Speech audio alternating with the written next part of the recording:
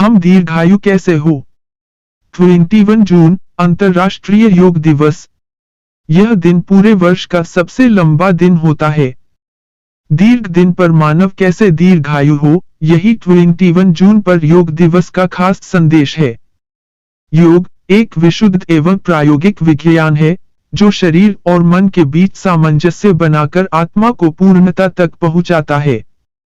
पर इस लेख के माध्यम से हम योग के शारीरिक पक्ष की ही चर्चा करेंगे। योगासनों का वर्गीकरण। ऋषि मुनियों द्वारा योगासनों को प्रमुखतः 6 भागों में बांटा गया। पशु पक्षी आसन। ये आसन पशु पक्षियों की आकृति, उनके बैठने चलने के तरीकों के आधार पर बनाए गए हैं, जैसे गोमुखासन, भुजंगासन, मयूरासन, सिंहासन, शलभासन, मत्स्यासन, मकरासन, उष्ट्रासन, शशांकासन, गरुड़ासन इत्यादि। प्रकृति आसन। ये आसन प्रकृति यानी वृक्ष, वनस्पति आदि पर आधारित हैं, जैसे ताड़ासन, वृक्षासन, पद्मासन, पर्वतासन, अर्धचंद्रासन इत्यादि। अंग आसन। इन आसनों के नाम अंग विशेष पर आधारित हैं, जैसे शीर्षासन, सर्वांगासन, पादहस्तासन या उत्तानासन, मेरुदंडासन, पादांगुष्ठासन, कटिचक्रासन, कर्णपीडासन, शवासन, भुजपीडासन इत्यादि। योगी आसन। ये आसन योगियों, अवतारों, महापुरुषों के नामों पर आधारित हैं, जैसे नटराजासन, सिद्धासन, महावीरासन, ध्रुवासन, मत्स्येंद्रासन, हनुमानासन, भैरवासन, भरद्वाजासन, अष्टावक्रासन, वीरभद्रासन इत्यादि। सावधानी। रीढ़ की हड्डी में कोई परेशानी हो या घुटनों में दर्द, तो इस आसन से दूरी बनाए। गर्भवती महिलाओं व साइटिका और निम्न रक्तचाप वाले रोगियों को भी यह आसन नहीं करना चाहिए। लाभ। इस आसन से तंत्रिका तंत्र संतुलित रहता है। यह आसन दिमाग और कंधों में कैल्शियम के जमाव को रोकता है। इससे एकाग्रता में वृद्धि होती है। इस आसन से बाहें और पैर मजबूत होते हैं। इस आसन में एक पैर पर शरीर का सारा वजन वहन करना होता है, जिससे शारीरिक संतुलन बढ़ता है। यह आसन जांघों की अतिरिक्त चर्बी को कम करता है। तुलासन। इस आसन में शरीर की रचना तुला, तराजू के समान हो जाती है, इसलिए इसे तुलासन या तुलासन भी कहते हैं। विधि। सर्वप्रथम पद्मासन में बैठ जाए। दाएं पांव को घुटने से मोड़कर अपनी बाईं जांघ पर रखें। फिर इसी तरह बाएं पांव को घुटने से मोड़कर दाईं जांघ पर रखें। अपने दोनों हाथों को कूल्हों की बगल में रखें। एक लंबी श्वास लेकर अपनी हथेलियां भूमि पर टिका दें।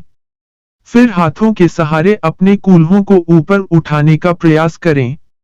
इसे झटके में करने की बजाय धीरे धीरे करें। इस आसन में पूरा शरीर हाथों पर संतुलित करना है, मात्र हथेलियां जमीन को छुएगी। इस अवस्था में श्वास सामान्य रखें।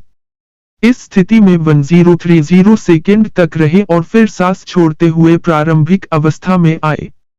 इस क्रिया को 3-5 बार दोहराए। सावधानी। यदि कूल्हों या जांघों में जकड़न महसूस होती हो, तो इस आसन को न करें। एड़ी या घुटनों में दर्द होने पर भी इस आसन से दूरी बनाए। इस आसन को कंधे या दोहरा सकते हैं। सावधानी। आसन करते हुए पीठ के पीछे दोनों हाथों की अंगुलियों को एक दूसरे से पकड़ने का जबरदस्ती प्रयास न करें। हाथों, पैरों, घुटनों और रीढ़ की हड्डी में गंभीर रोग हो या खूनी बवासीर हो तो यह आसन न करें। लाभ। यह आसन महिलाओं के लिए बेहद लाभकारी है।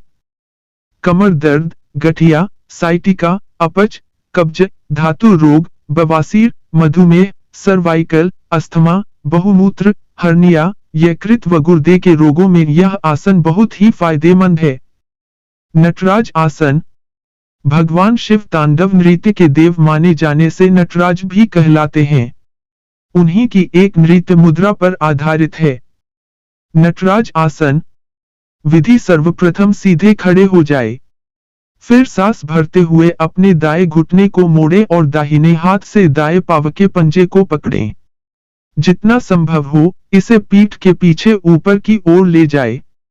अपने बाएं हाथ को सामने से 45 डिग्री तक ऊपर उठाएं और सीधा खींचें।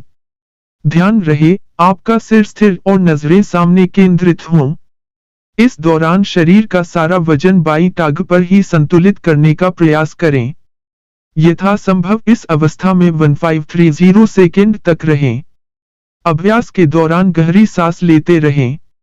फिर पहले बाएं हाथ को वापस और दाएं पंजे को छोड़ते हुए भूमि पर रखें। यह आधा चक्र हुआ। अब इसी आसन को बाएं पैर से दोहराएं जिससे संपूर्ण चक्र हो जाए। इस आसन को आप शुरुआत में 3-5 बार कर सकते हैं। सावधानी, रीढ़ की हड्डी में कोई परेशानी हो या घुटनों में दर्द, तो इस आसन से दूरी बनाएं। गर्भवती महिलाओं व साइटिका और निम्न रक्तचाप वाले रोगियों को भी यह आसन नहीं करना चाहिए। लाभ, इस आसन से तंत्रिका तंत्र संतुलित रहता है। यह आसन दिमाग और कंधों में कैल्शियम के जमाव को रोकता है। इससे एकाग्रता में वृद्धि होती है। इस आसन से बाहें और पैर मजबूत होते हैं। इस आसन में एक पैर पर शरीर का सारा वजन वहन करना होता है, जिससे शारीरिक संतुलन बढ़ता है। यह आसन जांघों की अतिरिक्त चर्बी को कम करता है। तुलासन, इस आसन में शरीर की रचना तुला, तराजू के समान हो जाती है। इसलिए इसे तोलासन या तुलासन भी कहते हैं। विधि, सर्वप्रथम पद्मासन में बैठ जाए। दाएं पांव को घुटने से मोड़कर अपनी बाईं जांघ पर रखें। फिर इसी तरह बाएं पांव को घुटने से मोड़कर दाईं जांघ पर रखें। अपने दोनों हाथों को कूल्हों की बगल में रखें। एक लंबी श्वास लेकर अपनी हथेलियां भूमि पर टिका दें। फिर हाथों के सहारे अपने कूल्हों को ऊपर उठाने का प्रयास करें। इसे झटके में करने की बजाय धीरे धीरे करें। इस आसन में पूरा शरीर हाथों पर संतुलित करना है। मात्र हथेलियां जमीन को छुएगी। इस अवस्था में श्वास सामान्य रखें। इस स्थिति में 1030 सेकंड तक रहे और फिर सांस छोड़ते हुए प्रारंभिक अवस्था में आए। इस क्रिया को 3-5 बार दोहराए। सावधानी, यदि कूल्हों या जांघों में जकड़न महसूस होती हो, तो इस आसन को न करें। एड़ी या घुटनों में दर्द होने पर भी इस आसन से दूरी बनाए। इस आसन को कंधे या कलाई में चोट होने पर तो बिल्कुल न करें। लाभ, इस आसन में हाथों पर शरीर का संतुलन बनाने से हाथ बेहद मजबूत होते हैं। यह आसन भुजाएं, कलाई, कंधों और पेट को मजबूत बनाता है। इसे करने से मांसपेशियों का तनाव दूर और दिमाग शांत होता है। यह आसन पाचन शक्ति में भी वृद्धि करता है। यह पेट की एसिडिटी को भी दूर करने में सहायक होता है। वक्रासन, संस्कृत में वक्र शब्द का अर्थ टेढ़ा होता है। इस आसन से शरीर की स्थिति टेढ़ी हो जाती है, इसलिए इसे वक्रासन कहते हैं। इसे करने से शरीर बेशक टेढ़ा हो जाता है, पर मेरुदंड बिल्कुल सीधा हो जाता है। इसलिए रीढ़ की हड्डी की मजबूती के लिए यह योगाभ्यास रामबाण है। विधि, सर्वप्रथम दंडासन में बैठ जाए। बाएं पांव को घुटने से मोड़े और उसके पंजे को उठाकर दाएं घुटने के बगल में जमीन पर रखें। अब दाएं हाथ की कोहनी से बाएं पैर के घुटने को दबाते हुए बाएं पैर के अंगूठे को अपनी ओर खींचें। बाएं हाथ को कमर के पीछे ले जाएं और हथेली को भूमि पर रखें जब तक कि पीठ लंबवत न हो जाए। सांस छोड़ते हुए सिर को बाईं ओर मोड़कर देखें।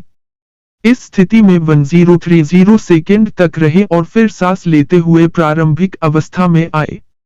यही क्रिया दूसरी ओर से दोहराए। यह एक चक्र हुआ। इस आसन को आप अपनी क्षमता के अनुसार 3-5 बार कर सकते हैं। सावधानी, इस आसन को हमेशा खाली पेट ही करें। कमर, गर्दन, कोहनी, घुटनों व पेट के दर्द में यह आसन नहीं करना चाहिए।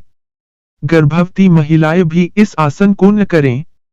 लाभ, यह आसन अवसाद, मधुमेह, हर्निया और मोटापे के रोग में लाभदायक है।